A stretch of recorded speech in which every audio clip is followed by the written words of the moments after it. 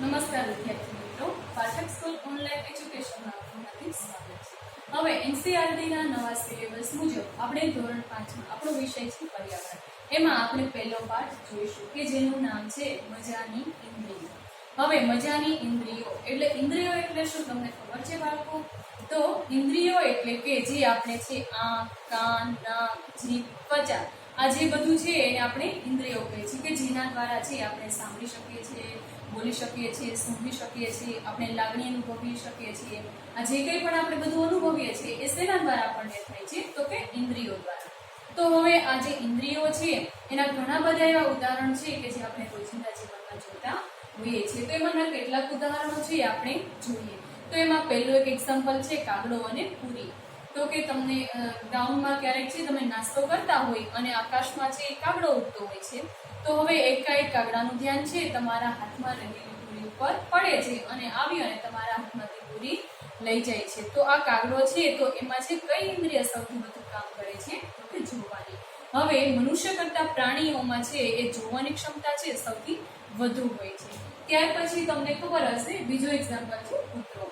તો કે કૂતરો છે ઘણી વખત છે શેરીમાં સૂતો હોય છે અને તમે ત્યાં બાજુમાંથી પસાર થાવ તો એકાએક એના કાન છે ઊંચા થઈ જતા હોય છે, એટલે કે જે ઊંઘમાં સૂતો હોય તો પણ એ જાગી જાય છે, એટલે કે એનામાં જે સાંભળવાની ક્ષમતા છે એ મનુષ્ય કરતા સૌથી વધુ હોય છે। ત્યાર પછી તમે આ એક્ઝામ્પલમાં અનુભવ્યું હશે જેમ કે જે કીડીઓ। તો હવે ઘરમાં આપણે મીઠાઈ કે ચોકલેટ કંઈ પણ ગળી વસ્તુ છે એ ખાતા હોઈએ છીએ, તો ત્યાં વેરાયેલી હોય છે, તો થોડીક વારમાં છે ત્યાં કંઈ હોતું નથી અને થોડી વારમાં છે ત્યાં કીડીઓનો એકાએક છે લાઈનમાં આપણને હારમાં ઢગલો જોવા મળે છે। તો આ કીડીઓ છે એને કેવી રીતના ખબર પડે કે અહીં છે મીઠાઈ વેરાયેલી છે?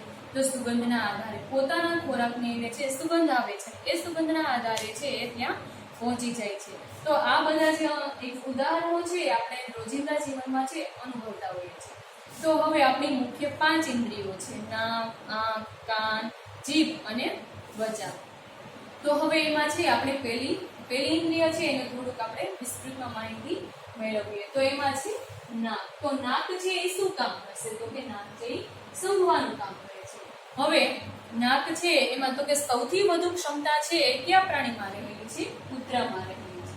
ત્યાર પછી કૂતરો છે તેમનો વિસ્તાર જાતે બનાવે છે, એટલે કે કોઈ પણ કૂતરો હોય તો એ છે ગમે ત્યાં તે પોતાનો વિસ્તાર નક્કી કરી અને તે છે ત્યાં પેશાબ કરે છે, તો બીજા કૂતરાનો તે પેશાબ છે ઓળખી શકે છે, એના આધારે છે પોતાનો વિસ્તાર નક્કી કરે છે અને બીજો કૂતરો છે એ પેલા કૂતરાના વિસ્તારમાં છે આવતો નથી। ત્યાર પછી કે બીજો કોઈ કૂતરા આવે તો તેના પેશાબ અને મળની ગંધથી જાણી શકે છે, એટલે કે કોઈ કૂતરાના પોતાના વિસ્તારમાં કોઈ બીજો કૂતરો આવ્યો હોય તો તેના પેશાબ અને મળની ગંધથી છે એ ઓળખી શકે છે, એટલે કે એનામાં સૂંઘવાની જે ક્ષમતા છે ખૂબ જ તીવ્ર હોય છે। તમને ખબર હોય છે કે આપણે ટીવી સિરિયલમાં જોતા હોઈએ તો એમાં છે સીઆઈડી વાળા છે એ લોકો પોતાની સાથે છે કૂતરાને રાખતા હોય છે કે જેના આધારે છે કોઈ પણ ગુનેગાર કે આરોપી છે એને સરળતાથી શોધી શકે છે, એટલે કે કૂતરામાં જે સૂંઘવાની ક્ષમતા છે એ સૌથી વધુ છે। ત્યાર પછી એવા ઉદાહરણ આપણે થોડાક જોઈએ તો કે કીડી છે, રેશમનો કીડો અને મચ્છર।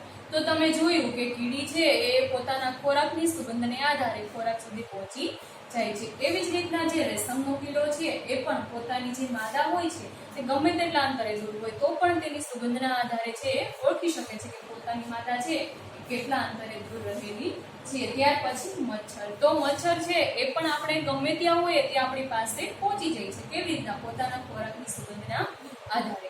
તો આમ મનુષ્ય કરતા પ્રાણીઓમાં જે સૂંઘવાની ક્ષમતા છે એ ખૂબ જ વધારે હોય છે। હવે ત્યાર પછી અહીંયા છે આપણે પ્રવૃત્તિ આપેલી છે ગમતી સુગંધ અને ના ગમતી સુગંધ। તો તમને બધાને ખબર હોય છે કે વરસાદ આવે અને જ્યારે પહેલો વરસાદ આવે અને જે માટીની સુગંધ હોય છે એ મોટા ભાગે બધાને ગમતી હોય છે। ત્યાર પછી તમે બગીચામાં જાઓ તો તમને જે ફૂલની સુગંધ આવે છે આપણને બધાને ખૂબ જ ગમતી હોય છે। તો એવી રીતના છે પેટ્રોલ અને સડેલી વસ્તુ કે જેની છે એ દુર્ગંધ આવતી હોય છે અને જે આપણને ગમતી નથી। હવે અહીં બીજા એવા 2 એક્ઝામ્પલ છે તમે અહીંયા એડ કરી શકો છો। હવે ત્યાર પછીની બીજી ઇન્દ્રિય છે આંખ।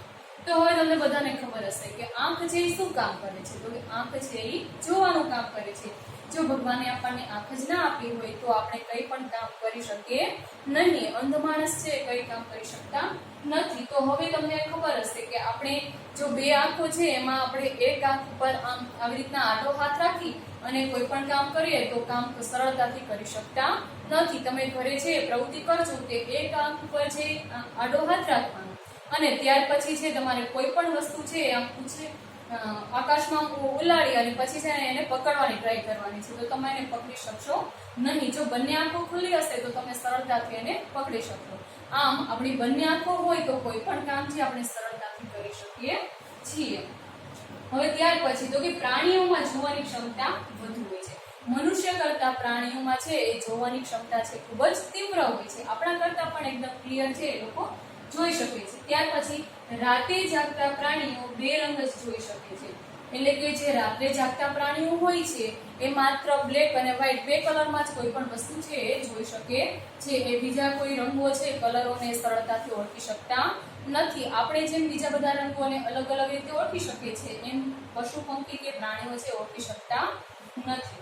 ત્યાર પછી પ્રાણીઓમાં અને પક્ષીઓમાં રંગની ઓળખ ઓછી. એટલે કે પ્રાણીઓ અને પક્ષી છે કોઈ પણ વસ્તુને રાત્રે છે માત્ર સફેદ અને કાળા બે રંગમાં જોઈ શકે છે, બીજા રંગ છે એ જોઈ શકતા નથી. ત્યાર પછી એવા ઉદાહરણ છે કે ગીધ, સમડી, ગરુડ એ છે આપણા કરતા 4 ગણું વધુ જોઈ શકે છે. હવે તમને બધાને ખબર હશે કે ગીધ છે, સમડી છે, ગરુડ એ આકાશમાં ઊંચે ઉડતા હોય છે અને એ ઉડતા હોય છે ત્યાં અચાનક જ પોતાની નજર છે પોતાનો ખોરાક છે ત્યાં નીચે પડેલો હોય છે અને જોઈ અને તરત જ એમને પકડી લે છે. એટલે કે એમાં જોવાની ક્ષમતા છે આપણા કરતા 4 ગણી વધુ છે. ત્યાર પછી વાઘ છે એ રાત્રે 6 ગણું વધુ જોઈ શકે છે. એટલે કે વાઘ છે એનામાં આપણા કરતા જોવાની ક્ષમતા છે ખૂબ જ તીવ્ર છે. આપણે જોયું કે જેમ સૂંઘવાનું કામ છે એ પણ પ્રાણીઓમાં આપણા કરતા ખૂબ જ તીવ્ર હોય છે. એટલે કે એકદમ સરસ રીતના આપણા કરતા એ ઓળખી શકે છે. એવી જ રીતના છે એ જોવાની ક્ષમતામાં પણ પ્રાણીઓ છે આપણા કરતા આગળ છે અને એ છે આપણા કરતા પણ એ છે એકદમ ચોખ્ખું એટલે કે ક્લિયર જોઈ શકે છે. ત્યાર પછીની એક આપણી ત્રીજી ઇન્દ્રિય છે કાન. તો કાન છે એ શું કરે છે? કાન છે એ સાંભળવાનું કામ કરે છે.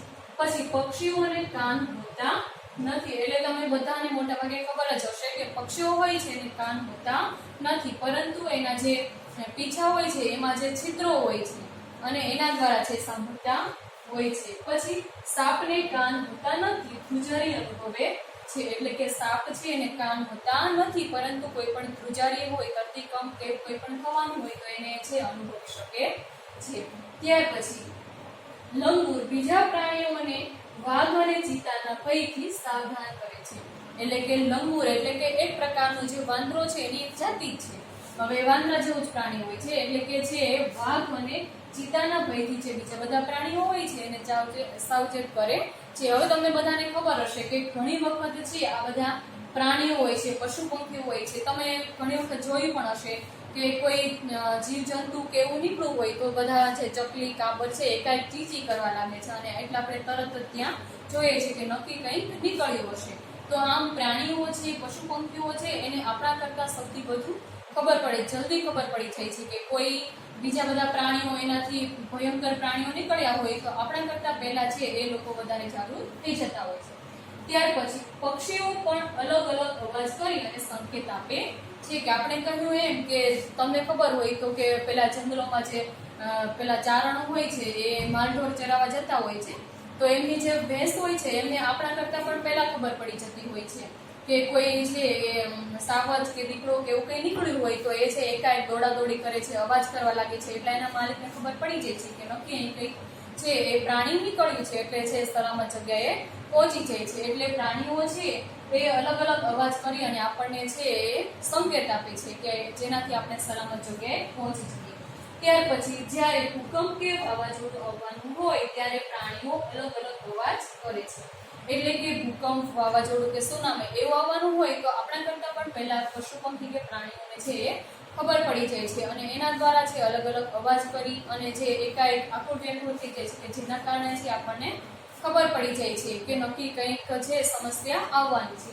આવું જ એક એક્ઝામ્પલ છે કે 2004માં અંદમાન ટાપુના જંગલોમાં આવી એક ઘટના બની હતી કે 2004માં અંદમાનના જે જંગલો છે, હવે ત્યાં તે ટાપુ ઉપર આદિજાતિ માણસો છે ત્યાં રહેતા હતા અને ત્યાંના પ્રાણીઓ છે એકાએક છે અવાજ કરવા લાગે, એટલે તેના માણસો છે એને ખબર પડી ગઈ કે નક્કી કંઈક છે દુર્ઘટના બનવાની છે, એટલા માટે છે ત્યાંથી એ ટાપુ પરથી સલામત જગ્યાએ પહોંચી ગયા અને થોડી વારમાં છે સુનામીનો ફટકો આવ્યો અને જે બધા લોકો છે ત્યાંથી સલામત જગ્યાએ પહોંચી ગયા હતા, આથી છે તેમને કોઈને જાનમાલને નુકસાન થયું ન હતું. આ પાઠ છે આપણે અહીંયા સુધી કરીએ છીએ, આગળનો પાઠ છે આપણે આગળના વિડીયોમાં જોઈશું.